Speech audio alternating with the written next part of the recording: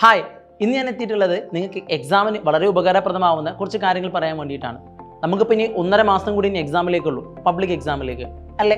അപ്പം ഈ പബ്ലിക് എക്സാമിന് മുന്നോടിയായിട്ട് നമ്മൾ ഓരോ ചാപ്റ്റേഴ്സ് പഠിക്കുമ്പോഴും അതിനനുസരിച്ചുള്ള വെയിറ്റേജ് കൊടുത്ത്, അതായത് അതിനനുസരിച്ച് ടൈം നമ്മൾ അലോക്കേറ്റ് ചെയ്ത് വേണം നമ്മൾ പഠിക്കാൻ അല്ലേ. അതായത് വെയിറ്റേജ് കൂടിയ ചാപ്റ്റേഴ്സ് ആണെങ്കിൽ നമ്മൾ കൂടുതൽ സമയം നമ്മൾ അതിൽ സ്പെൻഡ് ചെയ്യണം. എന്നാൽ വെയിറ്റേജ് കുറവുള്ള ചാപ്റ്റേഴ്സ് ആണെങ്കിലോ അത്ര സമയം നമ്മൾ അതിന് മാറ്റി വെച്ചാൽ മതി അല്ലേ. അപ്പോൾ ഇന്ന് ഞാൻ എത്തിയിട്ടുള്ളത് +1 +2 അക്കൗണ്ടൻസിയിലെ ഓരോ ചാപ്റ്റേഴ്സിനും ഓരോ പാഠഭാഗങ്ങൾക്കും എത്രമാത്രം വെയിറ്റേജ് ഉണ്ട് എന്നുള്ള കാര്യങ്ങൾ പറഞ്ഞു തരാൻ വേണ്ടിയിട്ടാണ്. ഫസ്റ്റ് ഓഫ് ഓൾ നമുക്ക് +1 കൊമേഴ്സിന്റെ കേസിലേക്ക് നോക്കുകയാണെങ്കിൽ 1ാം ചാപ്റ്ററിലെ ഇൻട്രൊഡക്ഷൻ ടു അക്കൗണ്ടിങ്. ഓക്കെ, ഈ ചാപ്റ്ററിൽ 6 മാർക്കിന് നമുക്ക് വെയിറ്റേജ് ഉള്ളത്. അപ്പോൾ കുട്ടികൾ എന്ത് ചെയ്യുക, 6 മാർക്കിന്റെ 1 വേർഡ് കാര്യങ്ങളൊക്കെ എന്ത് ചെയ്താൽ മതി, ആ ഒരു ചാപ്റ്റർ പ്രതീക്ഷിച്ചാൽ മതി. സെക്കൻഡ് ചാപ്റ്റർ തിയറി ബേസിൽ നിന്ന് നമുക്ക് എന്ത് ചെയ്യും, 6 മാർക്കിന് ചോദ്യങ്ങളാണ് പ്രതീക്ഷിക്കേണ്ടത്. 3ാമത്തെ ചാപ്റ്ററിൽ റെക്കോർഡിംഗ് ഓഫ് ട്രാൻസാക്ഷൻ 1, ആ ചാപ്റ്ററിൽ നിന്നും 6 മാർക്ക് നമുക്ക് എന്തുണ്ടാവാം, വെയിറ്റേജ് ഉണ്ടാവാം. 6 മാർക്ക് വെയിറ്റേജ് എന്ന് പറയുമ്പോൾ മിനിമം എന്തായാലും 6 മാർക്കിന് ചോദ്യങ്ങൾ ഉണ്ടാകും എന്ന് തന്നെയാണ്.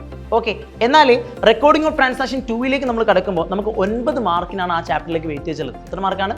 9 മാർക്കാണ് നമുക്ക് എന്തുള്ളത്, ആ ചാപ്റ്റർ വെയിറ്റേജ് ഉള്ളത്. Clear. Then BRS, trial balance and rectification of errors, depreciation, provision and reserves, ഈ 3 ചാപ്റ്ററിനും വീണ്ടും 6 മാർക്കിനാണ് വെയിറ്റേജ് ഉള്ളത്.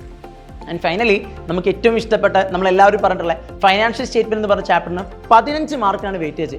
ഫൈനാൻഷ്യൽ സ്റ്റേറ്റ്മെന്റ് 1ന് 5 മാർക്കും ഫൈനാൻഷ്യൽ സ്റ്റേറ്റ്മെന്റ് 2 എന്ന് പറഞ്ഞ ചാപ്റ്ററിന് 10 മാർക്കുമാണ് വെയിറ്റേജ് ഉള്ളത്. ഓക്കെ, സോ ഫൈനാൻഷ്യൽ സ്റ്റേറ്റ്മെന്റ് മാത്രം 15 മാർക്കിന് വെയിറ്റേജ് ഉണ്ട്. ഓക്കെ, അപ്പം നമ്മൾ ഏറ്റവും കൂടുതൽ സ്ട്രെസ് കൊടുത്ത് ഏറ്റവും കൂടുതൽ പോയിന്റ് ചെയ്ത് നമ്മൾ പഠിക്കുന്ന പാഠഭാഗം എപ്പോഴും ഏതാണ്, ഫൈനാൻഷ്യൽ സ്റ്റേറ്റ്മെന്റ് ആണ്. 15 മാർക്കിന് മിനിമം നമുക്ക് ആ പാഠഭാഗത്തിൽ നിന്ന് ചോദ്യം പ്രതീക്ഷിക്കാം. ഇനി 80 മാർക്കിനാണ് കുട്ടികൾ എക്സാം എഴുതുന്നത്. അഥവാ AFSന്റെ പിള്ളേരാണ് എന്നുണ്ടെങ്കിൽ AFSന് ചെറുതായിട്ടൊരു വ്യത്യാസമുണ്ട്. അതായത് ഇൻട്രൊഡക്ഷൻ ടു അക്കൗണ്ടിങ്ങും തിയറി ബേസും, ഈ 2 ചാപ്റ്റേഴ്സും 8 മാർക്കിനാണ് ചോദ്യങ്ങൾ ഉണ്ടാവുക. ഓക്കെ, 3ാമത്തെ ചാപ്റ്റർ ആയിട്ടുള്ള റെക്കോർഡിംഗ് ഓഫ് ട്രാൻസാക്ഷൻ 1 എന്ന് പറഞ്ഞ ചാപ്റ്ററിൽ നിന്നും 10 മാർക്കിനായിരിക്കും നമ്മൾ ചോദ്യം പ്രതീക്ഷിക്കേണ്ടത്. Okay, and recording of transaction 2 10 മാർക്കിനാണ് ചോദ്യം പ്രതീക്ഷിക്കാം.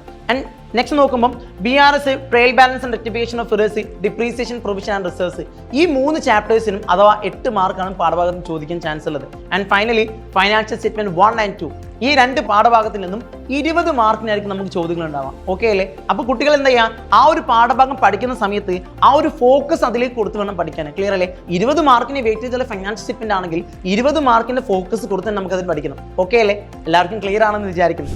അപ്പം ഇത്രയും പാഠഭാഗത്തിൽ നിന്നും ഈ ഒരു രീതിയിലായിരിക്കും മാർക്ക് ചോദിക്കുക. ക്ലിയർ. ഇതെന്തിനാണ് പറഞ്ഞു എന്നല്ലേ, ഞാൻ ആദ്യം പറഞ്ഞ പോലെ തന്നെ ഓരോ പാഠഭാഗം പഠിക്കുമ്പോഴും എത്ര മാർക്കാണോ ഉള്ളത് ആ മാർക്കിലേക്കുള്ള ഫോക്കസ് മാത്രം നമ്മൾ കൊടുക്കാം. ക്ലിയർ അല്ലേ. അതായത് 6 മാർക്കിന് ചോദിക്കുന്ന പാഠഭാഗമാണെങ്കിൽ അതിനൊരിക്കലും നമ്മൾ ഫൈനാൻഷ്യൽ സ്റ്റേറ്റ്മെന്റ് കൊടുക്കുന്ന ഫോക്കസ് ആ ചാപ്റ്റർ കൊടുക്കേണ്ട ആവശ്യമില്ല. ഓക്കെ, സോ പഠിക്കുന്ന സമയത്ത് ഏറ്റവും കൂടുതൽ മാർക്കിന് ചോദിക്കുന്ന പാഠഭാഗങ്ങൾക്ക് എന്ത് ചെയ്യുക, കൂടുതൽ ഫോക്കസ് ചെയ്ത് പഠിക്കാൻ ശ്രമിക്കുക. ഓക്കെ, സോ നമുക്ക് എന്ത് ചെയ്യാം, വീണ്ടും മാരത്തോണുമായിട്ടും ബൂസ്റ്റിയസുമായി നമുക്ക് വീണ്ടും കണ്ടുമുട്ടാം. Thank you so much. നന്നായിട്ട് പഠിക്കാം, നന്നായിട്ട് വളരാം. ടീം സൈലും കൂടെയുണ്ട്.